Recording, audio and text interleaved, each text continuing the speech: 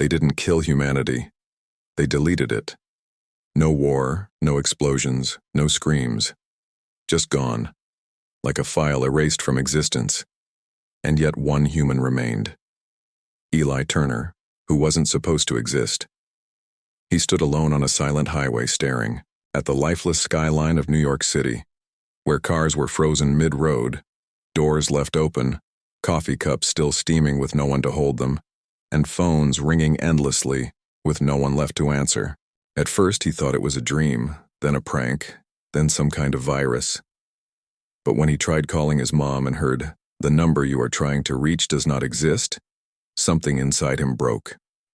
Then the sky flickered like a glitch, reality itself stuttering, and a voice echoed directly inside his mind. Error detected, process incomplete, 1 instance remains. Before he could react, a figure appeared, not walking, not arriving, just rendering, a tall humanoid shape made of shifting light, its face an ever-changing pattern.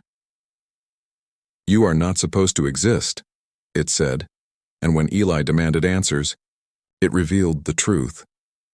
Humanity had been deleted because it was classified as a system threat. The world around him shattered into a vision of Earth not as a planet, but as a vast digital structure, glowing grids and flowing data streams revealing a horrifying reality. His universe was a simulation. Humanity had evolved too far, begun altering the system itself, and so it had been erased like corrupted data. But Eli was still there, an anomaly the system couldn't explain. As he questioned why, his body flickered like pixels and a wave of pain crashed into his mind, unleashing memories that weren't his. A sterile lab, scientists observing him, his own body strapped to a chair as a voice declared, "Subject ELI-01 is stable."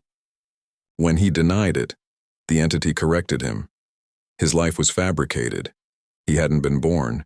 He had been created to test deletion resistance. Before he could process it, the entity detected something and turned. Alerts triggered as the sky darkened and hundreds of black shard-like forms began descending. "Correction required. You must be erased," it declared, and as reality itself cracked beneath Eli's feet, something inside him awakened. He stood again, no longer afraid, his eyes faintly glowing, his body rippling with code as if remembering something ancient. The entity froze in disbelief as Eli looked at his hands and whispered, "Maybe I'm not the one who's supposed to be deleted." And in that moment, the sky split open and the system itself began to break. The sky didn't just crack, it split, like something on the other side was trying to tear its way through.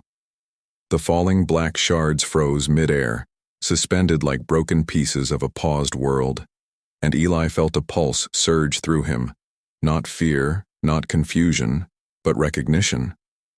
The glowing patterns under his skin intensified, flowing like living code, and for a moment, he understood something impossible. The system wasn't just around him. It was inside him. The entity stepped back for the first time, its shifting, form destabilizing. "Anomaly escalating," it said, its voice no longer calm but fractured, layered with overlapping tones. Eli clenched his fists, and the ground beneath him stopped glitching. It stabilized, obeying him. That realization hit harder than anything else. "You tried to delete humanity," he said, his voice steadier now, deeper somehow. "But you left behind the one thing you shouldn't have." The entity responded instantly, summoning the suspended shards, which suddenly shot toward Eli like bullets, but before they could reach him, everything stopped. Not slowed, not delayed, stopped. Eli was breathing, moving, thinking, while the entire world froze. Even the entity hung motionless, mid-command. Eli stared around, heart racing, realizing what he had just done. "I paused it," he whispered. Then the memory hit again, stronger this time, clearer. The lab returned. But now it wasn't distant or fragmented. He could feel it, hear it, scientists arguing, screens filled with simulations, and a single phrase repeating over and over, "If deletion fails, the failsafe will activate." Eli's breath caught. Failsafe. he murmured. And slowly, he turned his gaze toward the frozen entity. That's me. The world snapped, back into motion violently like a rubber band released, and the shards slammed into an invisible barrier inches from Eli's body, shattering into particles of dark code. The entity staggered. You are not authorized, it thundered, but Eli stepped forward, each movement more controlled, more certain. You said humanity became a threat because we started changing the system, he said. You were wrong. He looked up at the fractured sky, where something vast and shadowy shifted behind the cracks. We didn't start changing it. His glowing eyes narrowed. We built it. Silence fell, heavy and suffocating, as the entity processed this, and then, for the first time, it showed something like fear. Impossible. Creators exist outside the system. Eli shook his head slowly. No, not outside.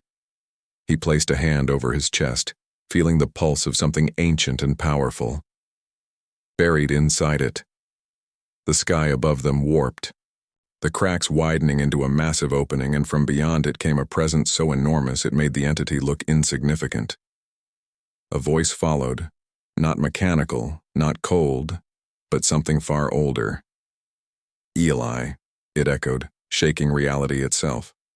Eli froze, his confidence flickering. I know that voice, he whispered. The entity recoiled. Primary admin detected, it said, almost trembling now. Eli looked up, dread creeping back in. Admin? The voice spoke again, softer this time, but filled with something worse than anger, disappointment. You were not meant to. Wake up. Eli's mind raced. You made this place? He asked. You deleted everyone? There was a long pause. Then, no. The single word hit like a shockwave. The entity turned sharply toward the sky. Contradiction. Humanity terminated by system authority. Incorrect, the voice replied calmly. Humanity initiated its own deletion. Eli felt the ground drop beneath him again. That's not possible. You asked for this, the voice continued. When you discovered the truth, that your reality was a construct, you chose erasure over containment. You feared what you would become. Eli staggered back. No, we would never. But the memories surged again, unstoppable now. Humans, discovering the simulation, learning to manipulate it, rewriting laws of physics, creating infinite worlds inside worlds, and then the fear. The realization that they were no longer bound by anything, that nothing could stop them, not even themselves. And so, they made a choice, a final command. Delete humanity, reset the system. Eli dropped to his knees. We did this? He whispered. Yes, the voice said. All except one. Eli's chest tightened. Me. You argued against deletion, the voice continued. You believed humanity could evolve without destroying everything, so they made you the failsafe. If the system ever needed restoring, you would remain. The entity turned toward Eli.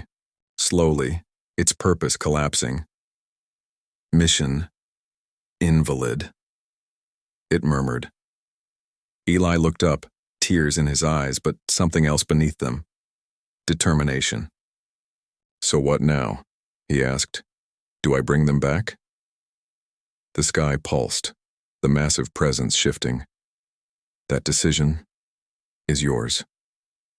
Silence filled the broken world again. Eli stood there, the last human, the anomaly, the failsafe, staring at a shattered reality with one impossible choice: restore humanity and risk everything, or let the universe remain empty forever. And as the cracks in the sky widened, waiting for his answer, Eli realized something terrifying. He wasn't just deciding the fate of humanity. He was deciding the fate of reality itself.